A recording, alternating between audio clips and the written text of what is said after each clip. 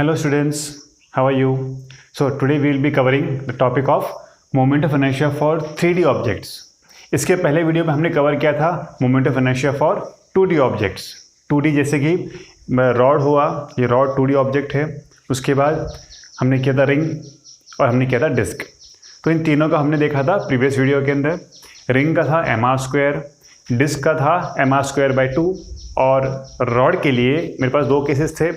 One was that is passing to the centre of mass और दूसरा that is passing to this particular one and.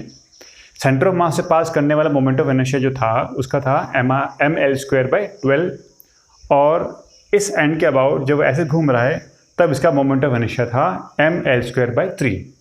Okay, अब हम करेंगे 3D objects पे। 3D objects के अंदर सबसे पहले हम लेते हैं हॉलो स्फीयर, फिर हम लेंगे सॉलिड स्फीयर, उसके बाद हम लेंगे कोन। कोन के हम दो वैरायटीज़ होगी, hollow cone and solid cone. Okay, start करते हैं। मेरा नाम है रोहित चौधरी और स्वागत है आपका द फिजिकल वर्ल्ड में। सबसे पहले हॉलो स्फीयर ना, हॉलो स्फीयर की हम बात करेंगे। हमने यहाँ पे कंसिडर किया एक स्फीयर जिसका रेडियस r लिया हमने। अच्छा, क्योंकि ये हॉलो है तो जो भी मास है सारा का सारा मास बाहर की तरफ होगा ऑन द सर्कमफेरेंस। ओके, अब बताओ बच्चों, ये जो हॉलो स्फीयर है, हॉलो स्फीयर का जो एरिया होता है, एरिया लोगे या वॉल्यूम लोगे? क्योंकि हॉलो अंदर खाली है तो आप जो भी लोगे आप लोगे हमेशा area, surface area of this sphere. अच्छा, वो हमें क्यों ज़रूरत पड़ेगी? जब हम निकालेंगे छोटा सा मास। अच्छा, अब इस केस के अंदर कंसीडर करते हैं कि इसका मास कैपिटल M है और रेडियस कैपिटल R। नाउ कैसे करेंगे? फिर से वही चीज़ जो हमने पहले किया था, will take a small mass. कहीं पे हम स्मॉल मास लेंगे, उस स्मॉल मास का फिर हम स्मॉल x डिस्टेंस लेंगे, उसके बाद हम करेंगे इंटीग्रेशन। ओके, तो स्टार्ट करते हैं। सबसे पहले कंसीडर करते हैं कि यहाँ पे ये छोटा ऑब्जेक्ट हम लेते हैं, इसको ये वाला पार्ट, छोटा सा पार्ट लेते हैं। ये छोटा सा पार्ट का जो लेंथ होगा दैट इज dx लेंथ, छोटा लेंथ होगा dx।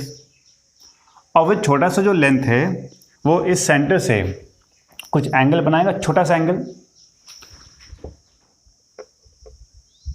ये जो एंगल फॉर्म हुआ है यहाँ पे, ये वाला स्मॉल एंगल, इसको लेते हैं हम d थीटा। d थीटा मतलब छोटा सा एंगल। और ये पूरा dx सेक्शन जो है वो यहाँ से कुछ डिस्टेंस पे होगा या कुछ एंगल पे होगा, that is theta. Theta angle पे है तो हमने क्या किया, थीटा एंगल पे जाके d थीटा का पार्ट सेगमेंट हमने कट किया। ओके, नाउ इस तरीके से अगर मैं यहाँ पे कट करूँगा तो ये जो dx पार्ट है इसका पूरा जो सर्कमफ्रेंस होगा, ये पार्ट इतना पूरा एक रिंग की तरह कट हो जाएगी सेक्शन। ये इतना पार्ट कट होगा, ये पार्ट। ये क्या होगा, ये एक तरह से एक रिंग बन जाएगी।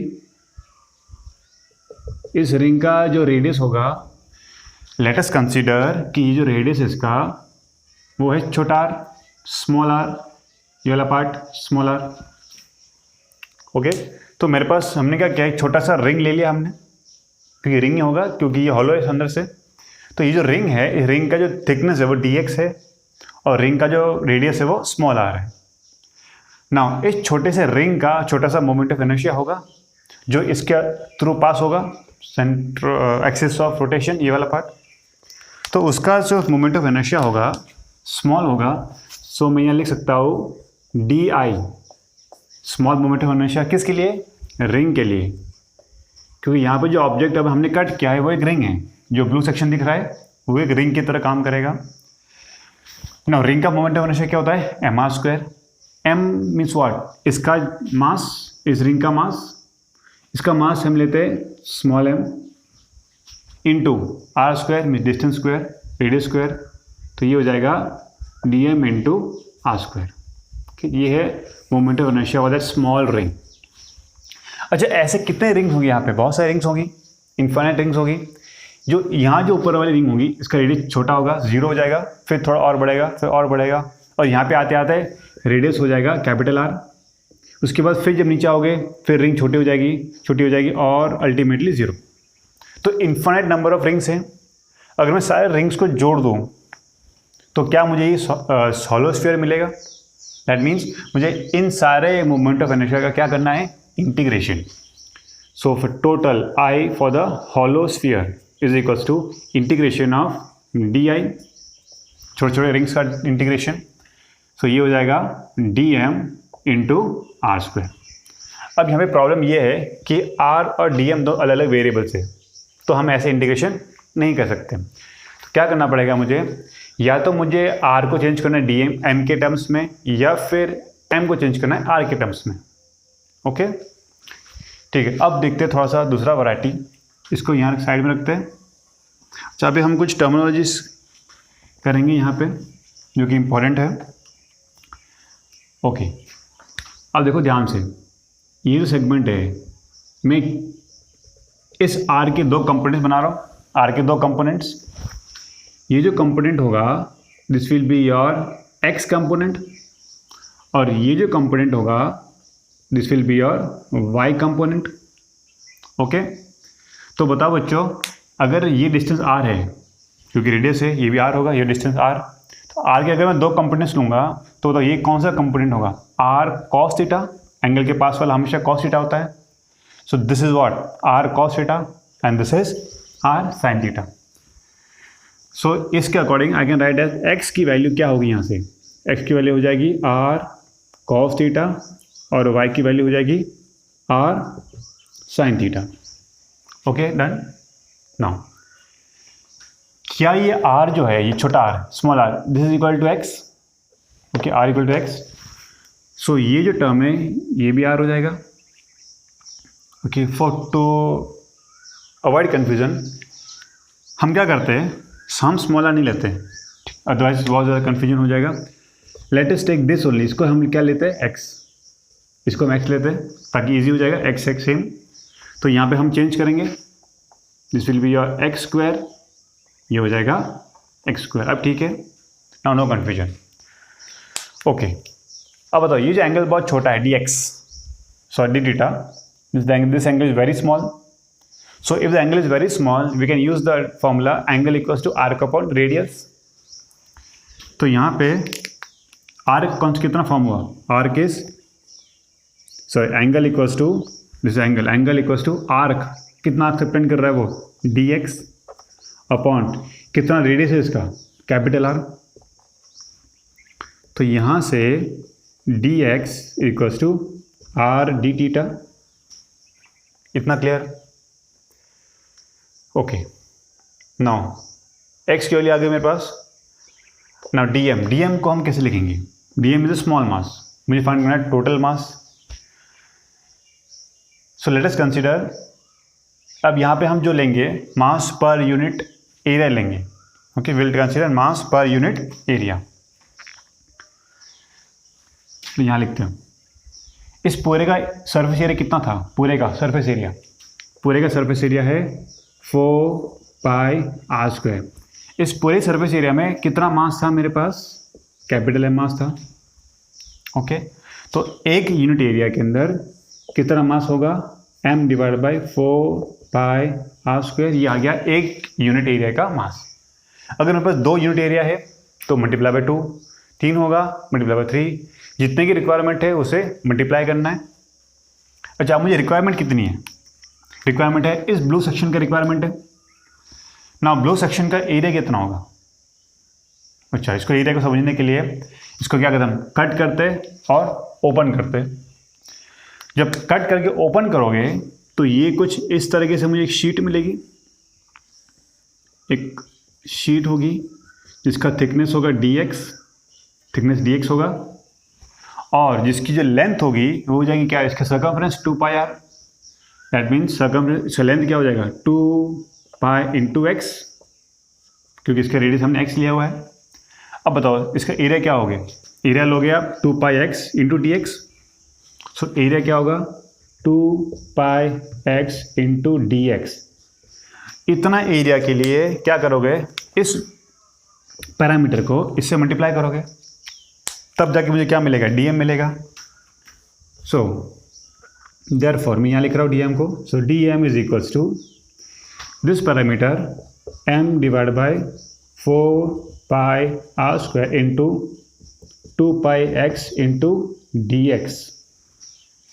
अच्छा क्या ये दिख रहा है, एक देख लूँ मैं। Yes it is visible to you. अच्छा अब क्या होगा, ये मेरे पास DM है, तो DM मिल चुका है मुझे, x मिल चुका है ना, सारे वैल्यूज यहाँ पे रिप्लेस करते हैं। तो स्टार्ट करते हैं, i is equals to integration of DM की वैल्यू कितनी है मेरे पास, पाई से पाई कैंसिल, 2 से 2 कैंसिल, 2 हो जाएगा, ये हो जाएगा m then x dx divide by 2r², ये मुझे मिला DM। Okay clear. Now x² x कितना है, r cos theta, r cos theta the whole square. Okay अब फिर से बताऊँ, यहाँ पे फिर एक कन्फ्यूजन है। क्या कन्फ्यूजन है, यहाँ पे मेरे पास देखो dx है, यहाँ पे x variable, very good, but यहाँ पे थीटा भी आ रहा है, एक और वेरिएबल है, थीटा भी तो वेरी कर रहा है। थीटा वेरी कर रहा है कैसे, वैसे लगातार जैसे जैसे थीटा बढ़ेगा वैसे वैसे मैं रिंग्स ऊपर की तरफ चली जाएगी, और जब एंगल यहाँ पे जाएगा तब भी मेरी रिंग्स इधर आ जाएगी। इसका मतलब मेरा जो एंगल है वो पूरा लेना पड़ेगा, तो ये भी वेरिएबल है। सो अब क्या करेंगे, हम फिर से चेंज करते हैं, इंटीग्रेशन ऑफ m x की वैल्यू फिर से देखो r cos theta, r cos theta into dx को क्या लिखोगे आप, देखो मैं हर एक चीज़ को यहाँ पे इंडिकेट कर रहा हूँ, x को मैंने चेंज किया, dx को चेंज करना है, dx किधर गया, dx ये रहा, dx is what, r d theta, तो dx को मैं यहाँ पे चेंज कर रहा हूँ, r d theta divide by यहाँ पे क्या था 2r² इंटू ये पूरा term as it is r² cos² theta. अच्छा अब यहाँ पे सिर्फ एक ही वेरिएबल है थीटा, ओके, तो ये इंडिकेशन हो सकता है। इसको थोड़ा सा हमें सिंप्लीफाई करो, सो ये m एज इट इज है, r और ये r², ये हो गया r की पावर 4, और आगे ये दोनों कट कर दो, r² हो गया, सो m r² बाहर आ जाएगा क्योंकि कांस्टेंट है, और क्या बच गया, 2 बच गया, 2 नीचे आएगा, इंटीग्रेशन ऑफ ना अंदर क्या बचा, अंदर बचा है cos² और ये cos, तो ये बन जाएगा cos³ theta into d theta, ये वाला d theta as it is. इतना क्लियर है, तो यहाँ तक आप नोट करो, फिर हम तो रब करता हूँ, आगे कंटिन्यू करते हैं हम। अच्छा अब देखो नाउ व्हाट, यहाँ पे जो वेरिएबल है वो है थीटा।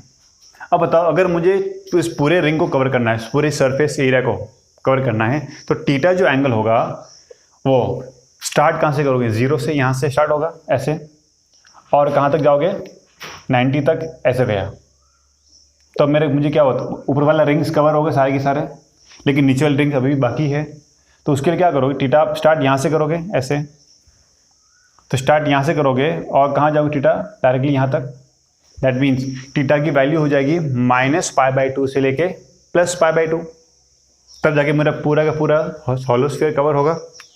सो लिमिट्स क्या होगी यहाँ पे, limits will be from -π/2 to π/2, ठीक है, ओके। अब मैं थोड़ा सा यहाँ पे रब कर रहा हूँ,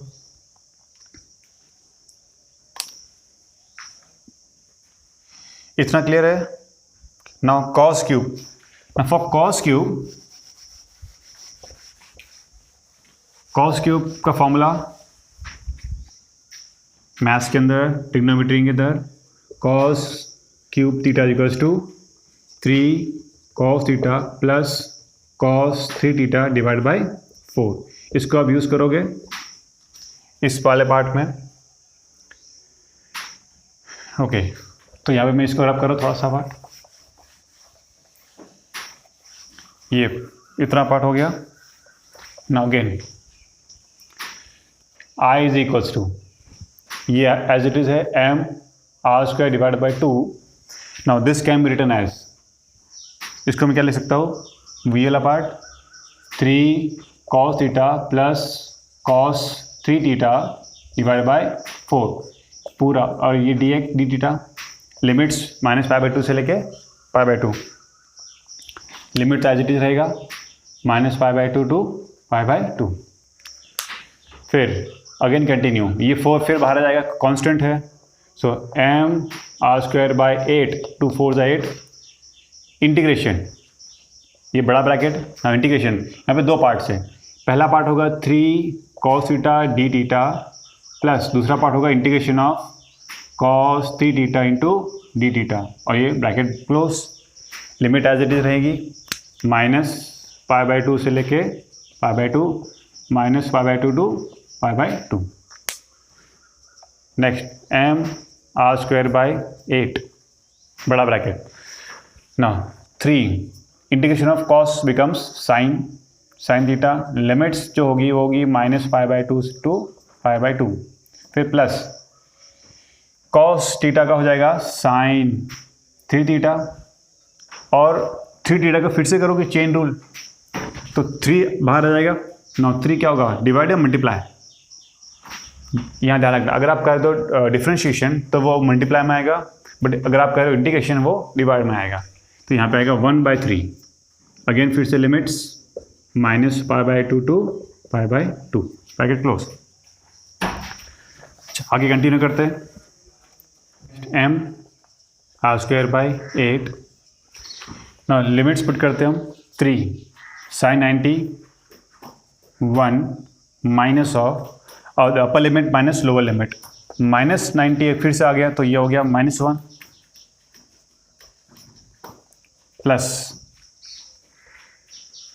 फिर ये 1/3 as it is, again sine 3π/2, sine 3π/2 is -1, okay, the minus of sine -3π/2, जब -3π/2 करोगे तो ये हो जाएगा +1। आगे सॉल्व करते, एम आर स्क्वायर बाय 8, ये हो जाएगा माइनस प्लस, ये 2 तो 6 हो जाएगा, प्लस ये हो जाएगा -1 है -1 -2, -2/3, -2/3, ओके, इक्वल टू, आगे कंटिन्यू करते, m r square by 8 into, यहाँ पे एलसीएम लोगे 18 -2 16 डिवाइड बाय 3, सो ये आंसर आएगा 2/3 m r square. This is the moment of inertia for hollow sphere. Okay, clear बच्चों, कैसे हमने किया?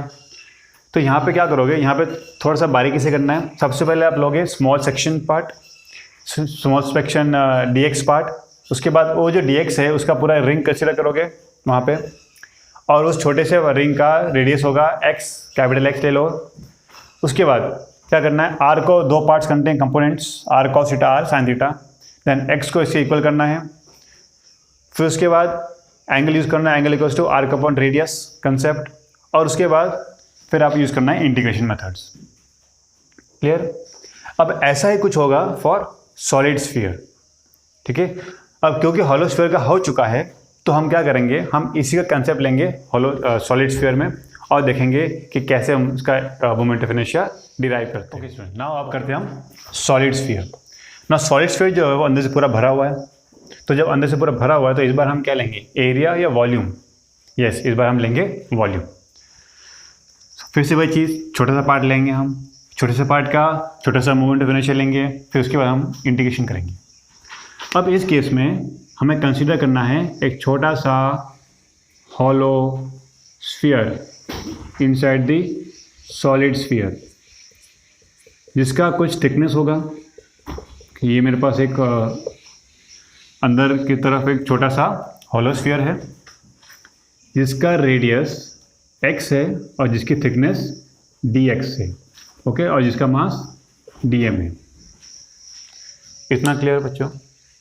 अच्छा, ये जो छोटा सा हॉलो स्फीयर जो बना अंदर की तरफ हॉलो स्फीयर, इस हॉलो स्फीयर का मास dm है, इस हॉलो स्फीयर का रेडियस x है, तो क्या इस छोटे से हॉलो स्फीयर का मोमेंट ऑफ इनर्शिया होगा?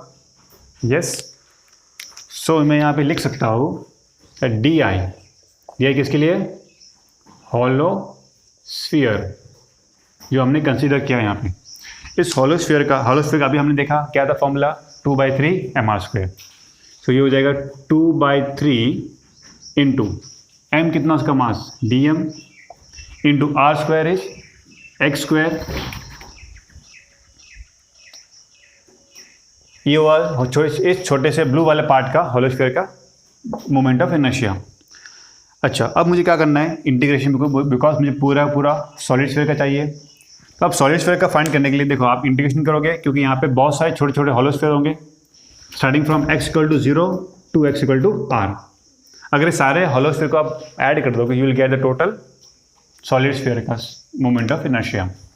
सो I is equal to integration of di, that is integration of 2/3 dm x²। फिर से वही चीज़, x और dm अलग अलग वेरिएबल्स है, इसको इंटीग्रेशन हम नहीं कर सकते, तो मुझे चेंज करना पड़ेगा। फिर से यहाँ आते हम, इस पूरे बड़े वाले हॉलो सॉलिड स्फीयर का मास कितना, कैपिटल M। सो मैं यहाँ पे लिख सकता हूँ दैट 4/3 πr³ इस पूरे वॉल्यूम में कितना मास है, m। बड़े वाले स्फीयर का वॉल्यूम इतना है, तो इतने वॉल्यूम में इतना मास, तो एक वॉल्यूम में कितना मास होगा, m / 4/3 πr³। ये हो गया एक छोटे से यूनिट वॉल्यूम का मास। अब जितना मुझे रिक्वायरमेंट है उससे मल्टीप्लाई करना पड़ेगा। मुझे रिक्वायरमेंट कितनी है, मुझे रिक्वायरमेंट है इस ब्लू सेक्शन का। Okay, so my required volume is, देखो इस वाले स्फीयर का एरिया कितना होगा, हॉलो स्फीयर का एरिया 4πr² होता है। तो एरिया इंटू थिकनेस, कितना थिकनेस उसका है, dx, थिकनेस इज dx। तो ये मुझे मिला the required volume. Okay, to 4πx² into dx, this is my required volume. इसे क्या करोगे, मल्टीप्लाई करोगे। सो m / 4/3 πr³ multiply by 4πx² into dx। तो दिस इज माई dm, यही मेरा क्या है, ये मेरा dm है। इसको अब यहाँ रिप्लेस करते हैं, that is equals to 2/3 as it is बाहर आ जाएगा, इंटीग्रेशन ऑफ x², ये वाला x², और dm को क्या लिख सकते हैं आप, ये पूरा टर्म। अब इस पूरे टर्म में कुछ कैंसिल होंगे टर्म्स, जैसे कि पाई कैंसिल हो गया, 4 से 4 कैंसिल, 3 ऊपर चला जाएगा, तो ये हो जाएगा 3m x² dx upon r³। बस यही टर्म बच गया। फिर से इस कांस्टेंट को बाहर लेते हैं हम, देखो 3 से 3 फिर कैंसिल हुआ यहाँ पे। नाउ 2 बचा m / r³ integration of x⁴ into dx। Clear बच्चों इतना? नाउ लिमिट्स क्या पुट करोगे, लिमिट्स जो होगी x की भी लिमिट्स, x की लिमिट कहाँ से कहाँ तक वेरी करेगी, x की लिमिट्स वेरी करेगी from 0 to R, that's it. चलो कंटिन्यू करते हैं फटाफट। This will become 2m upon r³ into what, integration of x⁴। Integration क्या हो जाएगा x⁴ का, ये हो जाएगा x⁵ डिवाइड बाई 5। और लिमिट्स हो जाएगी 0 टू R। सॉल्व करते हैं इसको, 2m upon r³ into, replace करो values, 4⁵ divide by 5, this comes to m r² divide by 2 divide by 5। So 2/5 mr² is my moment of inertia for this solid sphere. Okay? तो अभी तक हमने दो किए, हॉलो स्फीयर है, solid sphere. Clear इतना? Hollow sphere का होता है 2/3 mr² और सॉलिड स्फीयर का होता है 2/5 mr²। अब इन दोनों को कंसिडर करते हैं, 2/3 और 2/5, ये हो जाता है 0.6 और ये हो जाएगा 0.4। किसका मोमेंट ऑफ इनर्शिया ज़्यादा है, हॉलो का, और सॉलिड का कम है। क्यों कम है, क्योंकि उसका मास अंदर भी डिस्ट्रीब्यूटेड है, तो डिस्टेंस धीरे धीरे कम हो रहा है। जबकि हॉलो में क्या हो रहा है, सारा का सारा मास बाहर डिस्ट्रीब्यूटेड है, तो जितना मास बाहर होगा या जितना मास दूर होगा एक्सिस ऑफ रोटेशन से, उतना उसका मोमेंट ऑफ इनर्शिया ज़्यादा होगा। Is it clear? ठीक है, नाउ हम लेते हैं नेक्स्ट कोन, हॉलो कोन। अब हॉलो कोन कंसिडर किया हमने, कोन जिसका रेडियस r है और जिसके स्लैंट हाइट इज l। अब इसका मुझे फाइंड करना है moment of inertia about this axis. Okay, ऐसे घूम रहा है तो उसका मोमेंट ऑफ इनर्शिया कितना होगा। For that case consider a small section part, यहाँ पे एक छोटा सा हमने रिंग कट किया, यहाँ पे छोटा सा रिंग, इस रिंग का जो थिकनेस है, this part thickness is taken as dx thickness, और इसका जो रेडियस है that is taken as small r, कि ये पार्ट जो है इसका मास फिर से वही चीज़ dm मास। अच्छा, अब ये रिंग है देखो, क्योंकि ये हॉलो है, हॉलो मीन्स बाहर सब बाहर है। सो अगर मैं यहाँ पे कट करूँ एक छोटा सा पार्ट, तो ये मुझे रिंग मिलेगा बाहर, ये रिंग बाहर आ गया। ओके, इस रिंग का जो थिकनेस है वो है dx थिकनेस, और इस रिंग का जो रेडियस है वो स्मॉल r है। तो अगर इस छोटे से रिंग का मैं फाइंड करूँ मोमेंट ऑफ इनर्शिया, तो मुझे क्या करना है, फिर उन सारे रिंग्स को मुझे ऐड करना है। यहाँ पे छोटी रिंग होगी, फिर बड़ी रिंग, फिर बड़ी रिंग, और सबसे बड़ी रिंग r की। इन सबका जब ऐड करोगे आपको मिलेगा moment of inertia for the complete hollow cone. ठीक है, तो स्टार्ट करते हैं हम। सबसे पहले small moment of inertia for ring, so di for ring कितना होता है रिंग का, mr², m कितना है dm into r² small r², ये हुआ फॉर रिंग। अच्छा, अब मुझे dm फाइंड करना है, फिर से वही चीज़, इतना मास में इतना वॉल्यूम, इतना मास, इतने में कितना मास। ओके, पता है यहाँ पे बच्चों क्या लोगे, एरिया लोगे या वॉल्यूम लोगे, क्योंकि अंदर से हॉलो है तो सारा का सारा मास बाहर है, तो you will take the surface area. Cone का जो एरिया होता है वो होता है पाई r इंटू एल, इतने एरिया में इतना मास कैपिटल M, सो पर यूनिट एरिया ये हो जाएगा m upon pi r l per unit area. अब जितना एरिया की मुझे रिक्वायरमेंट है उतना एरिया लेना है। नो, एरिया की रिक्वायरमेंट कितनी है, देखो ये फिर से वही चीज़, कट करो बाहर निकालो तो एक स्ट्रिप बन जाएगी। इस स्ट्रिप की जो लेंथ होगी it will become 2 pi r and thickness is dx। तो कितना एरिया होगा उसका, 2 पाई r इंटू dx, यहाँ पे होगा 2 pi small r into dx। इससे मल्टीप्लाई करोगे m divide by pi r l into 2 pi small r into dx। This whole term, ये जो पूरा टर्म, ये मुझे क्या मिला, ये मुझे मिला dm। कुछ टर्म्स कैंसिल हो रहे हैं यहाँ पे, कैंसिल कर दो उनको। ठीक है, अब यहाँ पे आते हैं। So complete i is equal to integration of di, that is integration of r² into r² पहले लिख रहा हूँ, dm को बाद में लिख रहा हूँ। dm की वैल्यू पूरी टर्म कितना टर्म है, m 2 small r into dx upon capital R into L. So capital I is equals to, constant क्या है यहाँ पे, constant is L R 2m upon R L, बाकी टर्म एच इज अंदर चला जाएगा r³ इंटू dx। अच्छा, यहाँ पे फिर देखो मेरे पास एक डाउट है, r जो है वो वेरिएबल है और x भी वेरिएबल है, मुझे अब चेंज करना पड़ेगा, ऐसे इंडिकेशन होगा नहीं क्योंकि दो अलग अलग वेरिएबल्स हैं। तो चेंज कैसे करोगे, कंसीडर करते कि मैं ऊपर से यहाँ से x डिस्टेंस पे मैंने इसको कंसीडर किया था, इस रिंग को। नाउ इसका डेरिवेशन के लिए हम लेते हैं triangle, similar triangles. Similar triangles कैसे, तो भाई एक तो ये ट्राइंगल ये वाला बन गया, बड़ा वाला ऊपर वाला ट्राइंगल, और एक ये बड़ा वाला ट्राइंगल। ओके, तो by similar triangles, by similarity x upon L is equal to smaller and upon capital R। याद है, ratio of the height should be equal, ratio of the radius should be equal.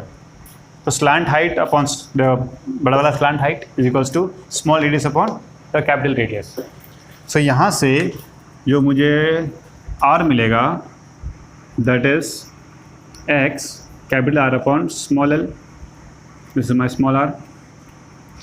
इसके लिए को यहाँ replace करते हो, तो ये सारा टर्म मिल गया मुझे x के टर्म्स में, 2m upon pi l integration of r कितना है x r upon capital L whole power q into dx। Now यहाँ पे कौन वेरिएबल है, इस बार x वेरिएबल है।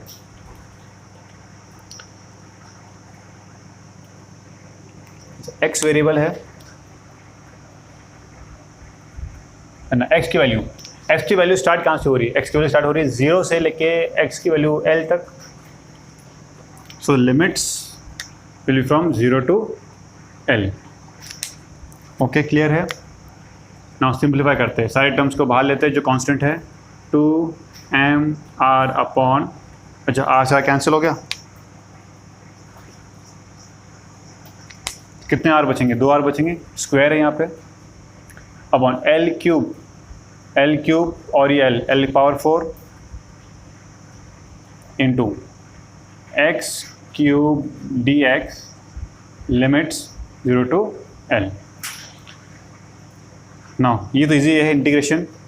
सो 2mr² upon L power 4 into x power 4 upon 4 0 to L। सो ये हो जाएगा 2mr², how much it is, divided by L power 4 into ये 1/4 बाहर जाएगा, ये हो जाएगा L/4 कैंसिल होगा, तो ये हो गया mr²/2। So mr²/2, this is the moment of inertia for hollow cone। समझ में आया कैसे किया हमने बच्चों? तो करना क्या, बेसिकली सब में एक ही फिनोमेना यूज़ करना है। सबसे पहले कंसिडर करना है एक छोटा सा स्ट्रक्चर, चाहे वो सिलेंडर हो, चाहे वो रिंग हो या वो डिस्क हो। उसके बाद उस छोटे से पार्ट का लेना है डीएम मास, फिर डिस्टेंस x लेना है और फिर उसको इंटीग्रेट करना है। Then you will take again mass, d m mass, कि इतने वॉल्यूम में इतना मास, तो इतने वॉल्यूम में कितना मास। ओके, अगर हॉलो है तो एरिया लोगे और अगर सॉलिड है तो वॉल्यूम लोगे। नाउ नेक्स्ट करेंगे हम सॉलिड कोन। अब सॉलिड कोन में क्या होगा, पूरा अंदर भरा होगा, तो इस बार हम क्या लेंगे, वॉल्यूम लेंगे। तो यहाँ पे वॉल्यूम टर्म आएगा, तो वॉल्यूम लो। और अगर ये भरा हुआ है तो ये टर्म ही भरा होगा। अगर ये भरा होगा तो भरा हुआ चीज़, गोल चीज़ क्या होती है, डिस्क होती है, तो यहाँ पे डिस्क आएगा। सिमिलर टर्म सब कुछ, ठीक है। तो स्टार्ट करते हैं सॉलिड कोन। सॉलिड कोन के लिए कंसीडर करते हैं ये कोन है solid, radius capital R and height of this cone is h। इस बार हमने स्लैंट हाइट नहीं लिया, इस बार हमने वर्टिकल हाइट लिया है। ओके, क्योंकि यहाँ पे पूरा भरा हुआ है, जबकि हॉलो के अंदर क्या होता है, मास जो होता है वो ऐसे डिस्ट्रीब्यूट होता है, तो हम हमेशा लेंगे स्लैंट हाइट। ओके, सो यहाँ पे हाइट h लिया हमने। नाउ मुझे फाइंड करना है इस पूरे सॉलिड कोन का इस एक्सिस के अबाउट मोमेंट ऑफ इनर्शिया। फिर से वही चीज़ कंसिडर करते एक छोटा सा सेक्शन। अब यहाँ पे जो सेक्शन बनेगा that will be what, it will be a disc, because the complete mass inside, radius small r, जिसका रेडियस है स्मॉल r, और जिसकी थिकनेस जो है, thickness is dx। Now this section is at a height of x from the top most point. यहाँ से x distance पे होगा, ऊपर से यहाँ तक x। अब तो ये डिस्क बना, जिसका मास कितना है, dm मास। सबसे पहले moment of inertia for that particular small disc, तो डिस्क का मोमेंट ऑफ इनर्शिया कितना होता है, mr²/2। So this will become m कितना, dm r रेडियस अपॉन 2। ये हुआ उस छोटे से डिस्क का मोमेंट ऑफ इनर्शिया। ना फिर से वह चीज़ मुझे dm फाइंड करना है, तो dm के लिए again you will take that unitary method. अब ये क्योंकि सॉलिड है तो क्या लोगे, volume of a cone is 1/3 pi r² into h। इस कंप्लीट वॉल्यूम में इतना मास है, तो एक वॉल्यूम में कितना मास होगा, m divide by 1/3 pi r² into h, एक यूनिट वॉल्यूम में। अब कितने वॉल्यूम की रिक्वायरमेंट है उससे मल्टीप्लाई करना है, बताओ कितने की रिक्वायरमेंट है।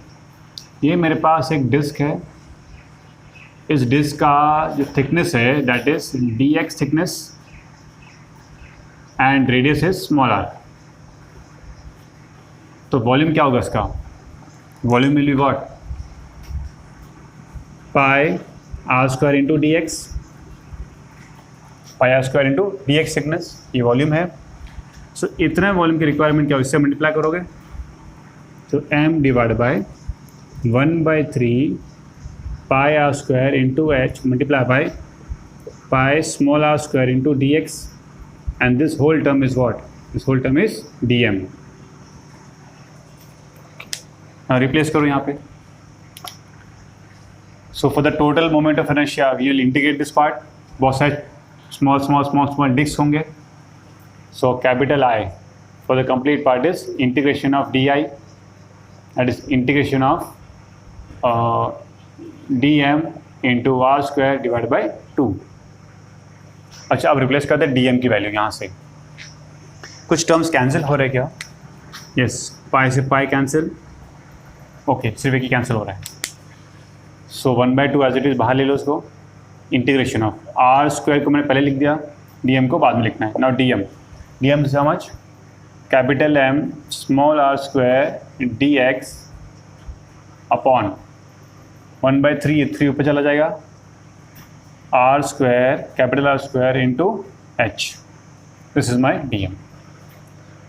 अब यहाँ पे कौन से टर्म वेरिएबल्स है? अच्छा, 3 को बाहर ले लो, 3/2, देन m बाहर आएगा, r स्क्वायर h बाहर आएगा, सारे टर्म कांस्टेंट है, अंदर बचेगा r power 4 into d x. Again फिर से चीज़, x और r दोनों वेरिएबल्स है, बट मुझे किसी एक टर्म्स में चाहिए, तो again you will use similarity.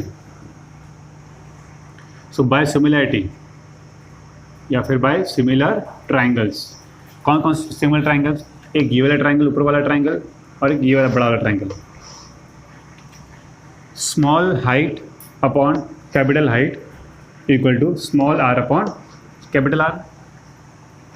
तो small height upon capital height is equals to small r upon capital R। ऐसे फाइंड करते हैं हम ratio of their sides. So यहाँ से जो स्मॉल r है that is x capital R upon h, इसको यहाँ रिप्लेस करते हैं हम।